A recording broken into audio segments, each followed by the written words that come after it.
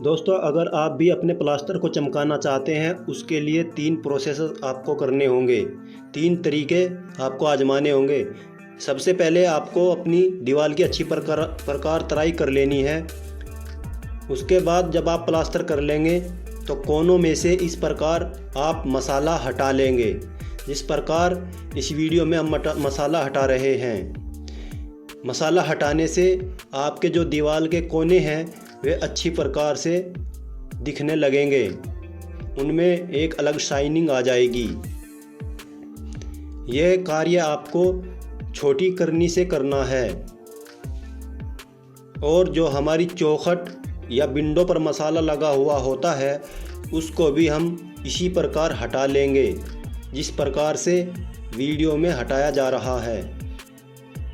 इससे भी आपका काम अच्छा दिखेगा। इसके बाद दोस्तों, आपको करना क्या है, जब आप मसाला हटा लेंगे तो आपको इस प्रकार से एक फोम ले लेनी है। ये गद्दे की फोम होती है, जो कि बेड के गद्दे, कुर्सी वगैरह में मिल जाती है, या आपको सोफ़े बनाने वाले की दुकान पर मिल जाएगी। प्लास्टर करने के बाद आपको इस फोम को ऐसे चलाना है। इसका चलाने का तरीका भी अच्छा होना चाहिए। आप इसको चलाइए इस प्रकार से, ऊपर से नीचे को, नीचे से ऊपर को। यही इसका तरीका है बेस्ट। और आप देखेंगे कि आपके प्लास्टर में एक अलग ही चमक आ जाएगी। प्लास्टर को देखने के बाद लोग आपकी तारीफ़ करने लगेंगे और आपको काम मिलने की संभावना ज़्यादा बढ़ जाएगी। अगर फोम मारने के बाद भी आपकी दीवार पर रेत चमकता है, रेत झड़ता है, तो आपको एक मुलायम कपड़ा लेकर के इस प्रकार उसको झाड़ देना है।